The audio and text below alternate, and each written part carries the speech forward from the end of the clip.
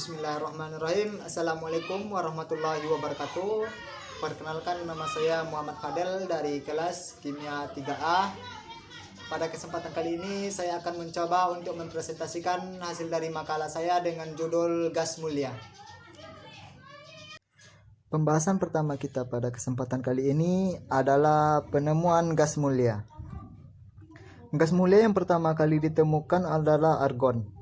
Awalnya, seorang ahli fisika Inggris, Lord Rayleigh, tahun 1842 sampai 1919 menemukan bahwa nitrogen yang diperoleh dari amonia ternyata jauh lebih ringan dibandingkan dengan nitrogen yang diperoleh dari atmosfer. Kemudian ia dan William Ramsay tahun 1852 sampai 1916 sama-sama meneliti nitrogen yang berasal dari atmosfer, yaitu dengan memindahkan nitrogen dari atmosfer yang dihasilkan sejumlah kecil gas lain. Mereka berdua menamakan gas tersebut dengan argon, dari bahasa Yunani yang berarti diam. Hal ini disebabkan karena gas tersebut tidak dapat bereaksi dengan gas apa saja. Setahun kemudian ditemukan unsur helium. Kemudian Ramsay dan asistennya Maurice Travers melakukan distilasi bertingkat pada sejumlah besar kuantitas udara cair dan argon. Pada tahun 1898, mereka berhasil menemukan gas mulia yaitu krypton, neon, dan xenon. Unsur-unsur tersebut digolongkan dalam gas mulia karena mempunyai sifat yang sukar bereaksi. Hal ini disebabkan unsur golongan ini telah mempunyai susunan elektron yang stabil. Kestabilan ini disebabkan karena elektron valensi dari tiap-tiap unsur pada golongan ini telah terisi penuh sehingga mempunyai energi ionisasi yang tinggi. Pembahasan kita yang selanjutnya adalah kelimpahan gas mulia. Gas mulia adalah unsur-unsur yang terdapat dalam golongan 8A yang memiliki kestabilan yang sangat tinggi dan sebagian ditemukan di alam dalam bentuk monoatomik. Unsur-unsur yang terdapat dalam gas mulia yaitu helium, neon, argon, krypton, xenon, dan radon. Gas-gas ini sangat sedikit kandungannya di bumi. Dalam udara kering, maka akan ditemukan kandungan gas mulia sebagai berikut. Helium 0,00052%, neon 0,00182%, argon 0,934%, krypton 0,0011%, xenon 0,00008%. Sedangkan radon itu bersifat radioaktif.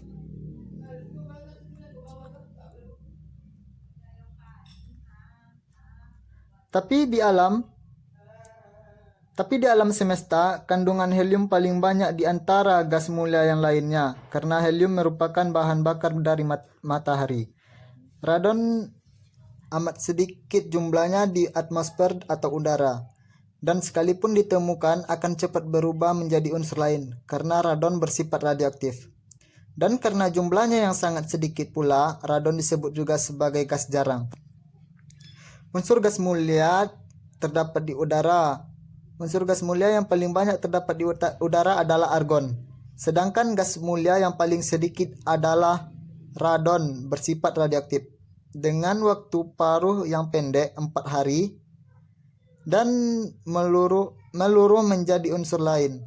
Gas mulia kecuali radon diperoleh dengan cara destilasi bertingkat udara cair. Sedangkan radon hanya dapat diperoleh dari peluruhan radioaktif unsur radium. Helium merupakan komponen atau unsur terbanyak di alam semesta yang diperoleh dari gas alam, karena banyak gas alam yang mengandung helium. Secara spektroskopik, helium telah terdeteksi keberadaannya di bintang-bintang, terutama di bintang yang panas seperti matahari. Helium juga merupakan komponen penting dalam reaksi proton-proton dan siklus karbon yang merupakan bahan bakar matahari dari bintang lainnya. Pembahasan kita yang selanjutnya adalah sifat-sifat dari gas mulia. Yang pertama adalah sifat fisika. Semua unsur gas mulia berupa gas pada suhu kamar dan mendidih beberapa derajat di atas titik cairnya. Di alam, gas mulia banyak dijumpai di alam dalam keadaan bebas atau disebut juga dengan monoatomik karena sukar bereaksi. Unsur argon, krypton, dan xenon sedikit larut dalam air, akan tetapi helium dan neon tidak dapat larut dalam air karena ukuran atomnya terlalu kecil. Gas mulia terbanyak yang ada di alam adalah helium. Perhatikan pada tabel berikut. Sifat fisika dari gas mulia. Nomor atom dari helium adalah 2, neon 10, argon 18, krypton 36, xenon 54, radon 86.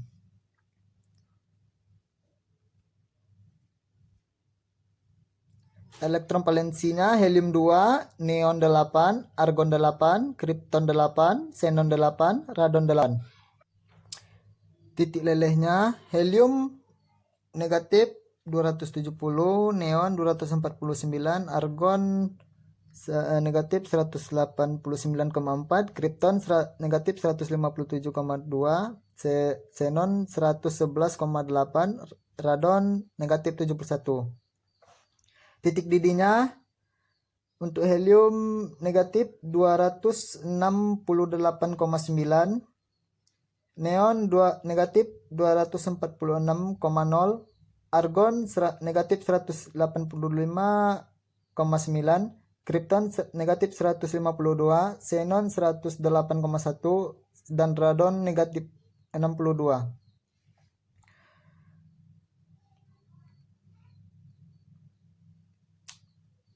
Sifat-sifat umum gas mulia diantara lainnya adalah yang pertama tidak berwarna, tidak berbau, tidak berasa, dan sedikit larut dalam air. Yang kedua, mempunyai elektron valensi 8 dan khusus untuk helium mempunyai elektron valensi 2. Yang ketiga, terdiri atas satu atom atau monoatomik. Yang keempat, kulit terluarnya sudah penuh maka gas mulia bersifat stabil dan tidak reaktif, jadi afinitas elektronnya mendekati nol. Gas-gas mulia memiliki gaya interatomik yang sangat lemah, sehingga membuat gas mulia memiliki leleh dan titik didih sangat rendah. Seluruh unsur gas mulia bersifat monoatomik dalam kondisi standar, termasuk unsur-unsur yang mempunyai massa atom lebih besar dari unsur padat. Helium memiliki beberapa sifat yang unik bila dibandingkan dengan unsur gas mulia lainnya. Yang pertama adalah helium mempunyai titik didih dan titik leleh yang lebih rendah daripada unsur lainnya. Sifat itu dikenal sebagai superfluiditas. Helium adalah satu-satunya unsur yang tidak bisa dipadatkan dengan pendidingan di bawah standar. Helium, neon, argon, krypton, dan xenon mempunyai beberapa isotop stabil. Radon tidak mempunyai isotop stabil. Isotop yang paling lama waktu hidupnya adalah 222 radon yang mempunyai waktu paruh 3-8 hari. Kemudian meluru membentuk helium dan polonium yang akhirnya meluru membentuk timah. Atom-atom gas mulia mempunyai jari-jari atom yang meningkat ke periode yang lebih tinggi, meningkatnya jumlah elektron. Ukuran atom berhubungan dengan beberapa sifat, misalnya energi ionisasi menurun seiring meningkatnya jari-jari atom karena elektron valensi gas mulia yang lebih besar akan lebih jauh dari inti. Maka dari itu, ikatan inti atom ke elektron valensi menjadi lemah. Gas mulia memiliki energi ionisasi terbesar di antara unsur-unsur dari setiap periode, yang mencerminkan stabilitas konfigurasi elektron dan berhubungan dengan kurang reaktifnya gas mulia. Gas mulia tidak dapat menerima elektron untuk membentuk anion stabil. Itulah mengapa gas mulia mempunyai afinitas elektronegatif. Sifat dari gas mulia yang kedua adalah sifat kimia. Yang pertama, kereaktifan gas mulia sangat rendah. Gas mulia bersifat inert atau lembab. Sifat inert yang dimiliki ini berhubungan dengan konfigurasi elektron yang dimilikinya. Elektron valensi gas mulia adalah 8, kecuali 2 untuk helium. Dan merupakan konfigurasi elektron yang paling stabil. Gas mulia memiliki energi pengionan yang besar dan afinitas yang kecil. Energi pengionan memperlihatkan sukarnya unsur-unsur melepas elektron, dan harga afinitas elektron yang rendah menunjukkan kecilnya kecenderungan menyerap elektron. Oleh karena itu, gas mulia tidak mempunyai kecenderungan untuk melepas atau menyerap elektron. Jadi, unsur-unsur gas mulia sukar untuk bereaksi. Yang kedua, makin besar jari-jari atom, maka kereaktifan gas mulia semakin besar. Pada tahun 1962, Neil Bartlett berhasil membuat senyawa stabil dari xenon. Penemuan ini membuktikan gas mulia dapat bereaksi dengan unsur lainnya, meskipun dalam reaksi yang sangat terbatas dan harus menemui kriteria berikut. Yang pertama, harga energi ionisasi gas mulia yang akan bereaksi haruslah cukup rendah, terletak di bawah di bagian pada sistem periodik. Oleh karena itu, sampai sekarang gas mulia yang sudah dapat dibuat senyawanya barulah krypton, xenon, dan radon. Yang kedua, reaksi hanya terjadi apabila gas mulia direaksikan dengan unsur-unsur yang sangat elektromagnetik seperti fluorin dan oksigen.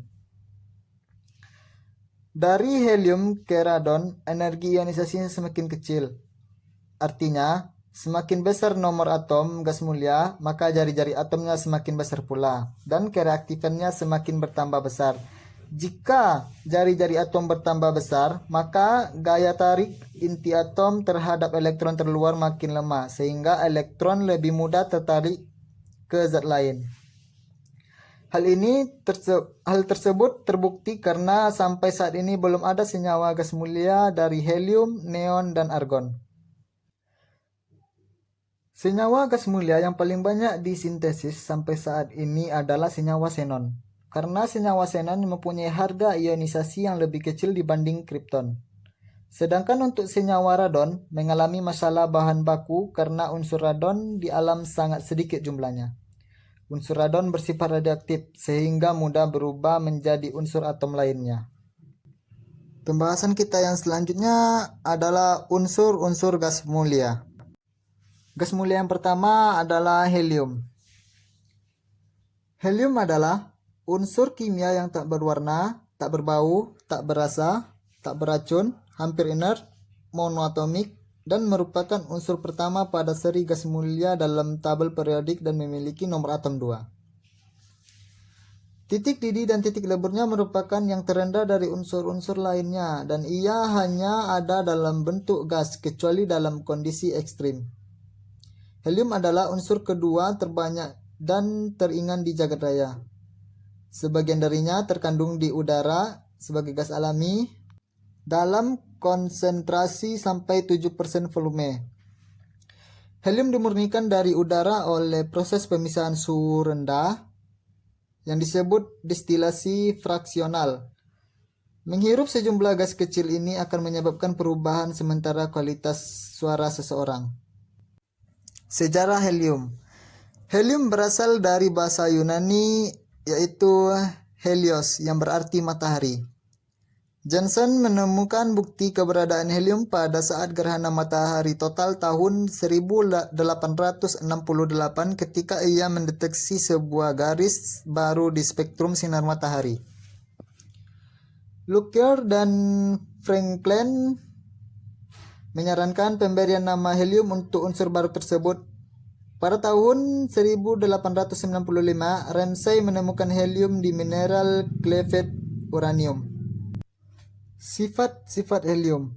Helium memiliki sifat-sifat unik lainnya, yaitu sebagai satu-satunya benda cair yang tidak bisa diubah bentuknya menjadi benda padat hanya dengan menurunkan suhu. Unsur ini tetap dalam bentuk yang cair sampai 0 derajat Kelvin pada tekanan normal, tetapi akan segera berbentuk padat jika tekanan udara dinaikkan. Spesifikasi panas helium sangat tinggi. Berat jenis gas helium pada titik didih normal juga sangat tinggi. Molekul-molekul gasnya mengambang dengan cepat ketika dipanaskan ke suhu ruangan. Unsur gas mulia yang kedua adalah neon. Neon adalah suatu unsur kimia dalam tabel periodik yang memiliki lambang Ne dan nomor atom 10. Neon termasuk kelompok gas mulia yang tak berwarna dan lembam. Zat ini memberikan pandar gas kemerahan jika digunakan di tabung hampa dan lampu neon. Sifat ini membuat neon terutama dipergunakan sebagai bahan pembuat tanda. Sejarah dari neon. Neon ditemukan oleh Ramsay dan Travers pada tahun 1898. Neon adalah unsur gas mulia yang terdapat di atmosfer hingga 1:65.000 udara. Neon diperoleh dengan mencairkan udara dan melakukan pemisahan dari gas lainnya dengan penyulingan bertingkat. Gas mulia yang ketiga adalah argon. Argon adalah unsur kimia dalam tabel periodik yang memiliki simbol Ar dan nomor atom 18. Argon membentuk 1% dari atmosfer bumi. Nama argon berasal dari kata Yunani yang berarti malas atau yang tidak aktif. Sebuah referensi untuk fakta bahwa elemen hampir tidak mengalami reaksi kimia. Oktet lengkap 8 elektron di kulit atom terluar membuat argon stabil bertahap ikatan dengan unsur-unsur lainnya. Sejarah dari argon. Unsur argon pertama kali ditemukan oleh seorang ahli kimia Inggris bersama William Ramsay pada tahun 1894. Dia mengidentifikasi zat baru yang terdapat dalam udara. Sampel udara yang sudah diketahui mengandung nitrogen, oksigen, dan karbon dioksida dipisahkan. Ternyata dari hasil pemisahan tersebut masih tersisa suatu gas yang tidak reaktif atau inert. Gas tersebut tidak dapat bereaksi dengan zat-zat lain sehingga dinamakan argon. Bahasa Yunani argos yang berarti malas. Argon terdapat pada atmosfer dengan jumlah yang cukup kecil. Argon tidak baik dibawa keluar laboratorium karena argon sangat berharga dan berguna jika disimpan dalam silinder pada tekanan tinggi. Sifat-sifat argon. Argon larut dalam air 2,5 kali lipat daripada nitrogen dan memiliki kelarutan yang sama dengan oksigen. Argon tidak berwarna dan tidak berbau, baik dalam bentuk gas dan cair. Argon dikenal sebagai gas inert dan tidak diketahui senyawa kimia yang dibentuknya seperti hal kripton, xenon, dan radon. Yang keempat adalah kripton.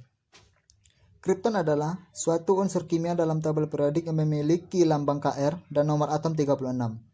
Gas kripton merupakan sejenis gas nadir berwarna hijau dan mempunyai spektral berwarna jingga dan merupakan salah satu produk pembelahan uranium.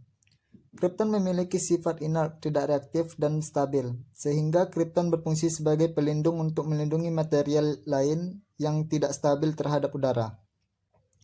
Jumlah kripton dalam ruang tidak pasti, seperti halnya jumlah yang diperoleh dari aktivitas yang meteorik dan ari angina badai matahari. Pengukuran dalam menentukan jumlah kripton disarankan untuk melimpahkan kripton di dalam suatu ruang. Di alam, kripton memiliki 6 isotop stabil. Dikenali juga satu isotop lainnya yang tidak stabil. Garis spektrum kripton dapat dihasilkan dengan mudah dan beberapa di antaranya sangat tajam untuk bisa dibedakan. Awalnya kripton diduga tidak dapat bersenyawa dengan unsur lainnya, tetapi sekarang sudah ditemukan beberapa senyawa kripton. Kripton fluorida sudah pernah dibuat dalam ukuran gram dan sekarang sudah dapat disintesis dengan beberapa metode. Sejarah kripton ditemukan pada tahun 1898 oleh Ramsay dan Travers dalam residu yang tersisa setelah udara cair hampir menguap semua. Pada tahun 1960 disetujui secara internasional bahwa satuan dasar panjang meter harus didefinisikan sebagai garis spektrum merah oranye dari Krypton. Hal ini untuk menggantikan standar meter di Paris yang semula didefinisikan sebagai batangan alloy platina iridium. Pada bulan Oktober 1983, satuan meter yang semulanya diartikan sebagai 1/10 juta dari kuadrat keliling kutub bumi, akhirnya didefinisi ulang oleh lembaga internasional Bureau of Weight and Measures sebagai panjang yang dilalui cahaya dalam kondisi vakum selama interval waktu 1/799.792.458 detik. Krypton terdapat di udara dengan kadar 1 ppm. Atmosfer Mars diketahui mengandung 0,3 ppm krypton. Krypton padat adalah zat kristal berwarna putih dengan struktur kubus pusat muka yang merupakan sifat umum pada semua gas mulia. Sifat-sifat Krypton. Krypton tergolong gas mulia memiliki garis spektrum berwarna hijau terang dan oranye. Selanjutnya adalah xenon. Xenon adalah unsur dengan lambang kimia Xe dengan nomor atom 54 dan massa atom relatif 131,29. Berupa gas mulia, tidak berwarna, tidak berbau, dan tidak ada rasanya.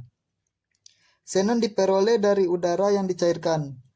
Xenon dipergunakan untuk mengisi lampu sorot dan lampu berinteraksi tinggi lainnya. Mengisi bilik gelembung yang digunakan oleh ahli fisika untuk mempelajari partikel subatom. Sejarah xenon ditemukan pada tahun 1898 oleh Ramsay dan Travers dalam residu yang tersisa setelah menguapkan udara cair. Xenon adalah anggota gas mulia atau gas inert terdapat di atmosfer kita dengan kandungan 1/20 juta bagian atmosfer. Xenon terdapat dalam atmosfer Mars dengan kandungan 0,08 ppm. Unsur ini ditemukan dalam bentuk gas yang dilepaskan dari mineral mata air tertentu dan dihasilkan secara komersial dengan ekstraksi udara cair. Gas mula yang terakhir adalah radon. Radon adalah suatu unsur kimia dalam tabel periodik yang memiliki lambang Rn dan nomor atom 86. Radon juga termasuk dalam kelompok gas mulia yang beradioaktif. Radon terbentuk dari penguraian radium. Radon juga gas yang paling berat dan berbahaya bagi kesehatan. Radon tidak mudah bereaksi secara kimia tetapi beradioaktif. Radon juga adalah gas alami. Senyawa gas terberat adalah tungsten hexafluorida WF6. Pada suhu dan tekanan ruang, radon tidak berwarna, tetapi apabila didinginkan hingga membeku, radon akan berwarna kuning. Sedangkan radon cair berwarna merah jingga. Sejarah dari radon. Unsur ini ditemukan pada tahun 1900 oleh Dom, yang menyebutnya sebagai emanisi pancaran dari radium. Pada tahun 1908, Ramsay dan Gray yang menamakannya dengan Newton mengisolasi unsur tersebut dan menetapkannya kerapatannya. Kemudian diketahui bahwa unsur ini adalah gas terberat dari semua unsur gas yang telah ditemukan saat itu. Radon bersifat inert dan menempati posisi terakhir pada grup gas mulia pada tabel periodik. Sejak tahun 1923, unsur ini baru dinamakan radon. Di dalam bumi, secara ilmiah, terdapat radiasi alam yang sudah ada sejak terbentuknya bumi. Sesuai dengan teori terbentuknya bumi, maka unsur berat akan berada di bagian dalam perut bumi, sedangkan unsur ringan akan berada di bagian luar bumi. Gas radon berpotensi keluar dari perut bumi karena sebagai peristiwa geologi atau ulah manusia. Radon merupakan hasil peluruhan U-238 dan selanjutnya akan meluru dengan memancarkan partikel alfa dan membentuk isotop tak stabil polonium -218. Dan selanjutnya menjadi polonium negatif 214 sampai akhirnya membentuk isotop stabil Pb206. Penanganan radon. Indonesia sebagai negeri vulkanik terkaya di dunia serta daerah gempa mempunyai potensi ancaman besar bagi gas radon ini. Radon akan mudah keluar ke permukaan berkaitan dengan aktivitas vulkanik. Pada suhu yang tinggi, radon akan terlepas dari perangkap batuan dan keluar melalui saluran yang ada. Sebuah penelitian yang dilakukan oleh Batan, Sarmujafik dan sebagainya yang dilakukan pada tahun 2001 dan 2002 di daerah Gunung Rawo dan Patapahan Tempur, Maria, Jawa Tengah, menunjukkan hasil pengukuran gas radon yang cukup signifikan. Gas tersebut terlepas sebagai akibat kegiatan magnafik dan aktivitas patahan. Pengukuran menunjukkan bahwa aktivitas gas radon mencapai sekitar 10-50 psi. Zona-zona patahan dan retakan juga perlu diwaspadai karena merupakan jalan yang baik bagi radon untuk lepas ke permukaan. Radon bersifat sangat toksik dikarenakan sifat radioaktivitasnya yaitu sebagai pemancar zara alfa. Selain karena radiasi alfa dari radon itu sendiri, anak luruh radon seperti polonium dan yang juga radioaktif yang bersifat toksis akan terdeposit di paru-paru. Gas radon yang dapat masuk ke dalam paru-paru kita ketika kita menghirup udara, sel didominasi oleh air, sehingga interaksi radiasi dengan air akan menghasilkan sebagai ion, radikal bebas, dan peroksida yang bersifat oksidator kuat. Selain itu, unsur radon merupakan gas yang bersifat karsinogen. Radon harus ditangani dengan hati-hati seperti bahan material radioaktif lainnya. Bahaya langsung radon berasal dari masuknya radon lewat jalan pernapasan dalam bentuk gas ataupun debu. Ventilasi yang baik harus dipersiapkan di mana radium, thorium atau actinium disimpan untuk mencegah bertambahnya radon. Bertambahnya radon merupakan salah satu pertimbangan dalam pertambangan uranium. Baru-baru ini radon bulk telah dikhawatirkan terdapat di rumah-rumah. Terpaparnya dengan radon dapat menyebabkan kanker paru-paru. Pembahasan kita yang selanjutnya adalah proses pembuatan gas mulia. Pada masa itu, golongan tersebut merupakan kelompok unsur-unsur yang tidak bereaksi dengan unsur-unsur lain dan diberi nama golongan unsur gas mulia atau golongan nol. Helium ditemukan terdapat dalam gas alam di Amerika Serikat. Gas helium mempunyai titik didih yang sangat rendah yaitu negatif 268 derajat Celcius. Sehingga pemisahan gas helium dari gas alam dilakukan dengan cara pendinginan sampai gas alam akan mencair. Sekitar minus 156 derajat Celcius dan gas helium terpisah dari alam. Gas argon, neon, krypton, dan xenon. Udara mengandung gas mulia argon, neon, krypton, dan xenon, walaupun dalam jumlah yang kecil. Gas mulia di industri diperoleh sebagai hasil samping dalam industri. Dalam industri pembuatan gas nitrogen dan gas oksigen dengan proses destilasi udara cair. Untuk itu diberi nama helium dari bahasa Yunani helios yang berarti matahari. Pada saat ditemukan, kedua unsur ini tidak dapat dikelompokkan ke dalam golongan unsur-unsur yang sudah oleh Mendeleev karena memiliki sifat berbeda. Kemudian Ramsay mengusulkan agar unsur tersebut ditempatkan pada suatu golongan tersendiri, yaitu letak antara golongan halogen dan golongan alkali. Untuk melengkapi unsur-unsur dalam golongan tersebut, Ramsay tersebut melakukan penelitian dan akhirnya menemukan unsur-unsur lainnya, yaitu xenon, krypton, neon. Kemudian unsur yang ditemukannya lagi adalah radon yang bersifat radioaktif. Pembahasan kita yang terakhir adalah kegunaan dari gas mulia. Yang pertama adalah helium.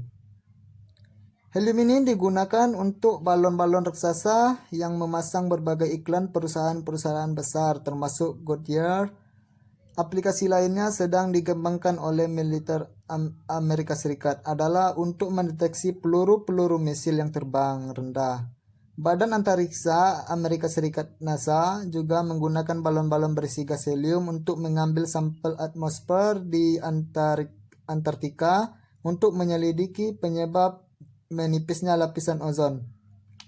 Menghirup sejumlah gas kecil ini akan menyebabkan perubahan sementara kualitas suara seseorang. Yang kedua adalah neon. Neon biasanya digunakan untuk pengisi bola lampu neon.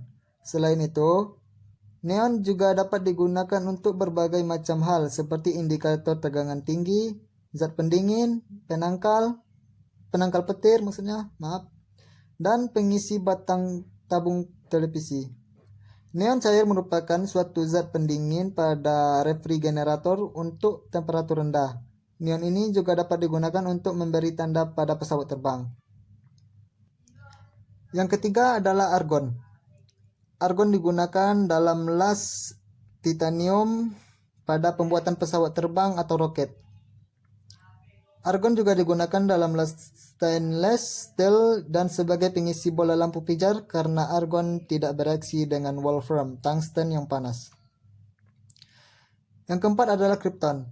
Krypton bersama argon digunakan sebagai pengisi bola lampu fluoresen bertekanan rendah. Krypton juga digunakan dalam lampu kilat untuk fotografi dengan kecepatan tinggi. Yang kelima adalah xenon. Xenon dapat digunakan dalam pembuatan lampu untuk bakterisida atau pembunuh bakteri, dan xenon juga digunakan dalam pembuatan tabung elektron. Yang terakhir adalah radon. Radon dapat digunakan dalam terapi kanker karena bersifat radioaktif. Namun demikian, jika radon terisap dalam jumlah banyak, maka akan menimbulkan kanker paru-paru. Radon juga dapat berperan sebagai sistem peringatan gempa, karena bila lempengan bumi bergerak, kadar radon akan berubah sehingga bisa diketahui bila adanya gempa dari perubahan kadar radon. Radon sangat bermanfaat sebagai alat pendeteksi dini kegiatan vulkanik, sehingga dapat berperan dalam memitigasi bencana gunung api, meskipun sampai saat ini masih dalam skala eksperimen. Radon terkadang digunakan oleh beberapa rumah sakit untuk kegunaan terapeutik. Radon juga digunakan dalam pendidikan hidrologi yang mengkaji interaksi antara air bawah tanah dan sungai. Pengikatan radon dalam air sungai merupakan petunjuk bahwa terdapat sumber air bawah tanah.